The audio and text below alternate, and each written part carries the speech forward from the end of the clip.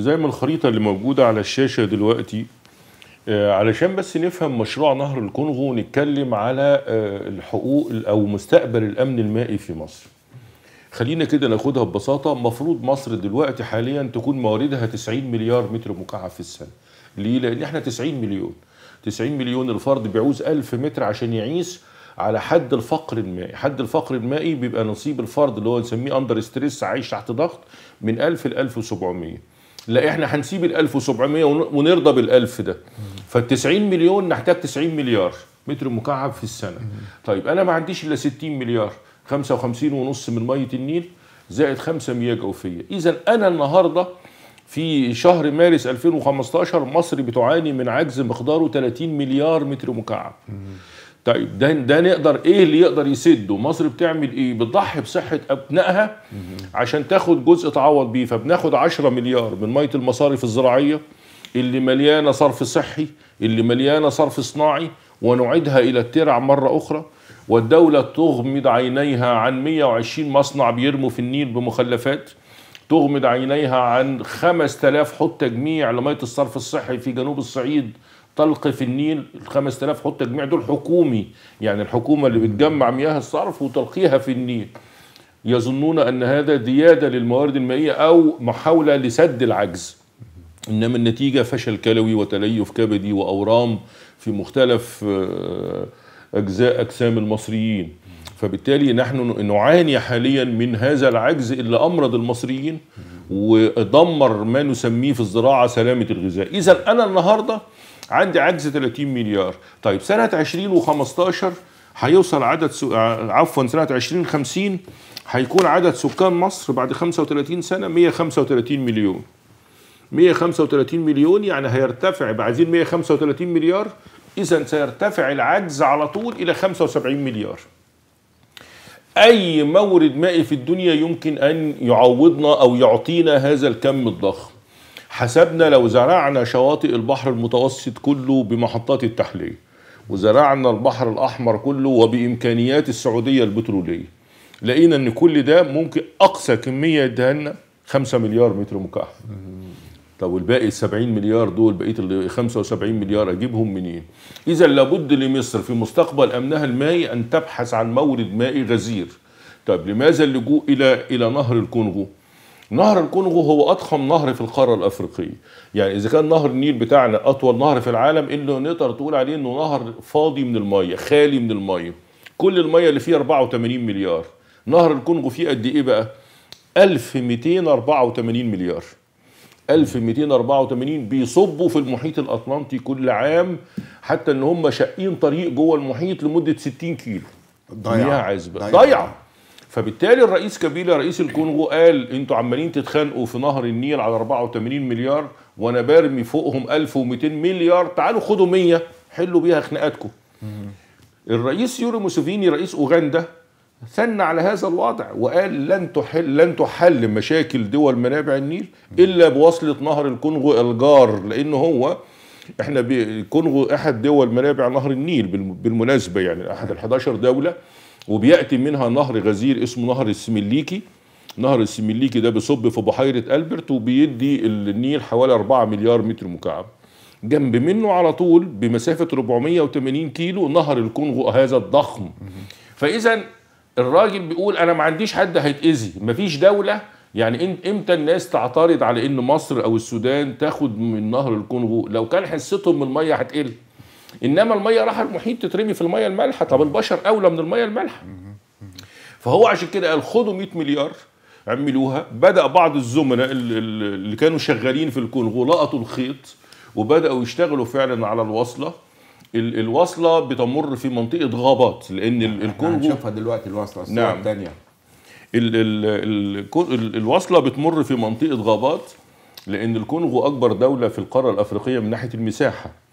فعندها بس حوالي اقول لك ايه، يعني تاني اكبر غابات في العالم بعد غابات الامازون. 220 مليون فدان غابات في الكونغو. يعني حتى ان الصين بدأت تستنزف هذه الغابات، هذا الكنز الهائل. في ال5 سنوات اللي فاتت قطعت 5 مليون هكتار خشب عشان تحولهم الى ورق وصناعات واحنا نايمين ما بنستغلش الدول الصديقه دي اللي بتقول تعالوا واعملوا صناعات وخدوا خشب. ما انتوا بتستوردوا الخشب، لازم تروحوا للقطب الشمالي، يعني ما تيجوا تاخدوه من الكونغو واخشاب اشجار استوائيه ضخمه جدا. الوصله يعني عملوا ليها 2 سيناريو، واحد طوله 480 كيلو والتاني طوله 600 كيلو. انما تحت كل الظروف انا هيبقى عندي عجز بعد 35 سنه 75 مليار، والنهارده عندي 30 مليار. ما عنديش امل في حاجه تحسن مستقبل الامن المائي للجيل القادم من المصريين الا هذه الوصله مهما تكلفت. ليه هنا ما يصحش احسب لها دراسه جدوى؟ يعني بعض الناس تقول لك افرض كلفتني 30 مليار دولار، تتكلف. ده اثيوبيا الدوله الفقيره بتكلف السد بتاعها 8.5 مليار دولار عشان تحوش 74 مليار. طب انا بقى لما هاخد 100 مليار العمر كله، ما تحسبليش بقى ان ده مصنع دي دراسه جدوى تحسب ان مده المصنع 100 سنه يبقى احسب كل سنه 10%. لا، ما تتحسبش كده. جاست ان انا اوصلها بنهر النيل هتفضل تتدفق للعمر كله بعد كده ونحل مشاكلنا. ولانه عارف باشمهندس عزت، من سنه 2010 لغايه سنه يناير في بدايه هذا العام 2015 طالع كام كتاب بعنوان حروب المياه القادمة في الشرق الأوسط؟ 30 كتاب. ليه؟ لأنه لا أمل لدول منابع النيل إلا أنها تاخد وصلة، لإما الحرب هتندلع جواه. ليه بقى؟ تعداد دول منابع النيل النهاردة 437 مليون نسمة، بيتخانقوا على 84. هم المفروض يلزمهم 437 مليار، يعني نفس الرقم يبقى مليار. ال 437 دول مفيش منهم إلا 84 اللي بتقسمهم مصر والسودان، والباقي بيعتمدوا على الامطار والانهار الاخرى الموجوده عندهم. يبقى اذا نحن نحتاج الى مورد غزير من المياه. انا شخصيا لا ارى بديل لنهر الكونغو مهما تكلف. مش لازم نعمله على سنه ولا 2 ولا 5، ياخد وقته. وكل ما تندبر موارد وناخد منح من بعض الدول اللي ممكن تساعد معانا في هذا الامر، الصين والهند وكوريا وكندا وبعض الدول اللي بتخصص، والبنك الدولي نفسه، اعتقد ان هذا الموضوع له جدوى. وان هو ده يعني رغم كل الصعوبات الفنيه اللي فيه هو امل مصر اللي لابد ان تتفرغ. الفنيه يعني مثلا انه انت عشان تاخد 100 مليار، طبعا احنا السيناريو اللي معمول اللي عاملينه الزملاء قالوا انه مش هناخدهم كلهم لوحدنا، لازم ندي جنوب السودان 25 والسودان 25 وبعدين مصر تاخد 50.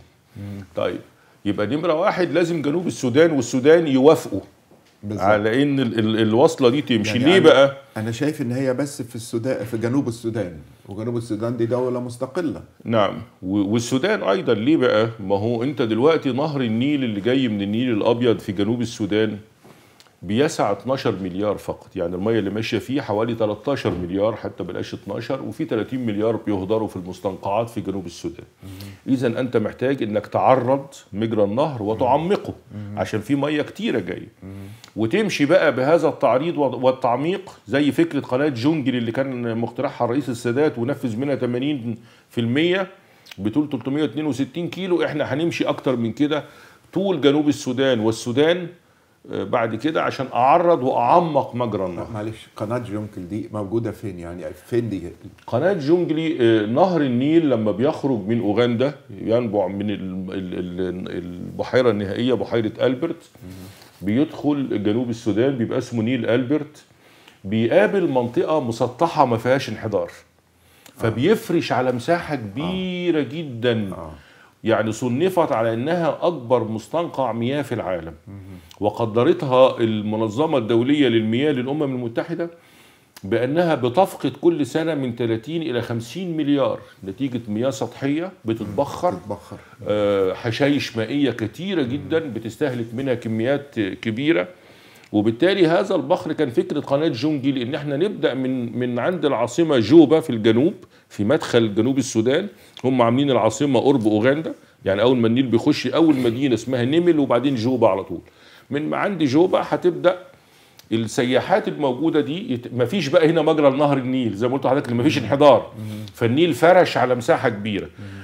بيتشق قناه في هذه المنطقه عشان تبقى نهر النيل، وبعدين تبدا تستقطب بقى ميه المستنقعات تروح على هذه القناه وتمشي شمالا لغايه مدينه ملكال عند مصب الصباط القادم من اثيوبيا، هو ده كانت قناه جونجلي. كان المفروض انها هتجمع 4 مليار في المرحله الاولى، ثم 7، ثم 17 مليار.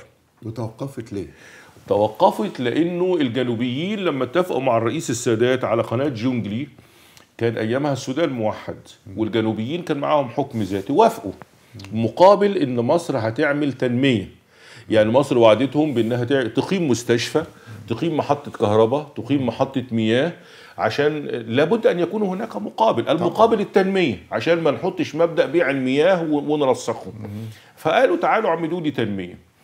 من ال 362 كيلو تقريبا خلصنا حوالي 320 كيلو من القناه، ولم يجد الجنوبيين اي شيء. اصبح هناك فاضل 80 كيلو والقناه تنتهي، ومصر لم تقدم ما وعدت به. فهنا صاروا الجنوبيين، وكان ايامها جون جرانج هو رئيس الثوار، وقال اذا مصر يعني ببساطه كده بتشتغلنا. مصر دلوقتي هتاخد الميه اللي احنا بنربي عليها مواشينا واللي بيطلع عليها الاعشاب الطبيعيه دون مقابل، اين ما وعدت به. فالحقيقه يبدو ان الرئيس السادات لم يهتم في هذا الموضوع، او كان بدا يخش بقى في نهايه عصره في مشاكل مع الاخوان برضه والارهاب والتأديد اللي انتهت باغتياله برضه، فلم يهتم بهذا الامر. فقامت ثوره الجنوبيين وبداوا يخطفوا الشركه الفرنسيه، يخطفوا عمال من الشركه الفرنسيه المنفذه، ثم بداوا انظروا الشركه ان لو ما غادرتوش جنوب السودان هنعتقلكم او نقتلكم. فغادروا الشركه ودمروا المكنه الكبيره اللي كانت مكلفانا عده ملايين من الدولارات، اللي بتشتغل في وسط المستنقعات. يعني مكنه تحفر في وسط ارض مغموره بالمياه صعبه جدا. يعني حتى هم كان اسمها الباكت ويل، يعني ايه، تقدر تقول ان الدلو المتحرك نسبه. انت عارف الميه لما بتترجرج جوه عفوا الجرده بتاع، هي كان اسمها كده يعني. ان العجل اللي شبيه بيدور في وسط مستنقع، ودي عمليه صعبه جدا.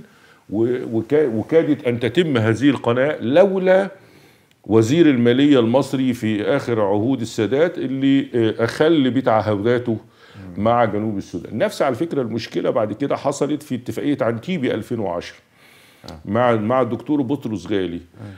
وعد رواندا وبوروندي برضه مستشفيات ومحطه ميه ومحطه كهرباء، وبالتالي لم يوقعوا على اتفاقيه عنتيبي. وبعدين مر سنه على وعود الدكتور بطرس غالي، فاتصلوا بالرئيس مبارك وقالوا له اين ما وعدتم به، علشان نفضل نأيد الموقف المصري. فلم يجدوا ردود. كان بدأ بقى القلق في المرحلة النهائية لمبارك، فوقعوا اتفاقية عنتيبي في نهاية 2010، ومنهم دولة وقعت بعد الثورة في 2011، مش فاكر رواندا ولا برونديا. إذا ما فيش حاجة مجانا النهارده، احنا في زمن المصالح طبعا. وعشان كده الرئيس عبد الفتاح السيسي لما رفع شعار التنمية في أفريقيا، أن مصر تقود التنمية، هنا بقى دي العودة الحميدة لأفريقيا. إن أنا مش هم دايما بيقولوا مصر متعودة تاخد وما تديش، لا، مصر جاية تدي بخبرائها بعلمائها بكل الدعم اللي كان مديه زي الزعيم عبد الناصر ما وقف في جبهات. احنا بقى جايين نعمل تنمية، نعمل سدود مية، نعمل زراعة، نعمل تربية، ثروة حيوانية، تطعيم مواشي. طبعا. هي دي بقى مصر، ودي هتعود علينا بالخير برضه. ادي بقى يعني. حتى مثلا رئيس تنزانيا مثلا نيريري لما عمل المبدأ بتاعه سنة 61 عشان يلغي اتفاقية 29، قال ماذا قدمت مصر لشعب تنزانيا حتى يقنعوهم بأن يتركوا مياه النيل لمصر؟ يعني انتوا بتقولوا ما تعملوش سدود، طيب ماشي، طب قدموا حاجة للشعب علشان يقول المية اللي ماشية في أراضينا دي وبنبص لها بس عشان في أشقاء محتاجينها فوق في الشمال. بالاشقاء دول بقى عملوا لنا مستشفى وعملوا لنا ملعب كوره وعملوا لنا محطه كهرباء؟ ابدا. هنا كان ده الفكر الغائب عن مصر، اللي احنا لابد ان تعود مصر الى القاره الافريقيه، خاصه دول منابع النيل، بتنميه حقيقيه يشعروا فيها برغبه مصر بان نتخطى جميعا حاجز الفقر والجوع، وان نبدا يبقى لنا اقتصاديات غير هشه، اقتصاديات قويه، وبالتالي نبعد فكر التنمية المربوطة بالمياه. يعني هي مشكلة أثيوبيا مع مصر إيه؟ أنها تربط تماما تنميتها بالمياه. إثيوبيا عندها نحو 19 نهر ورافد، أنهار مع كل الدول اللي حواليها، مع الصومال ومع جيبوتي ومع كينيا ومع مصر والسودان، ومع ذلك هي رابطة التنمية بالأنهار اللي بتيجي لمصر والسودان. طب ما هو إذا كان كده كان بقت الكونغو أغنى دولة مثلا، كان بقت كندا اللي عندها 20% من مياه العالم أغنى دولة في العالم. ربط التنمية بالمياه خطأ. انما هو نوع من التبرير لان مصر ما بتقدمش حاجه لهذه الدول مقابل المياه اللي بتتدفق من اراضينا. احنا كمان اسأنا، سياستنا كانت غير حكيمه مع اثيوبيا، خصوصا بعد محاوله اغتيال الرئيس الاسبق مبارك. أنا بعتقد ده الخطأ الأكبر للرئيس مبارك. يعني صحيح إنه في عهده، وأيضا ما نقدرش نغفل دور عمر سليمان اللي هو عمر سليمان رئيس المخابرات العامة، كان الرجل القوي في مصر. وكان كلما تهدد نهر النيل ذهب إلى الدولة التي تهدد وأنهى الموضوع. أنهى بطريقته، يعني سواء بقى بسياسة العصا والجزرة، بسياسة الترهيب والترغيب، إنما الراجل كان محترف في هذا الأمر، حتى إنه كتير من المصريين أطلقوا عليه لقب حارس النيل. ليه؟ لأنه مفيش ولا دولة قدرت تقيم سد أو تحجز مية ضد مصر في عهد عمر سليمان. وعشان كده الرئيس الإثيوبي مير الزناوي بعد الثورة قال لقد انتهى زمن الشيطان الأعظم والشيطان الأصغر. الشيطان الأعظم مبارك والشيطان الأصغر عمر سليمان.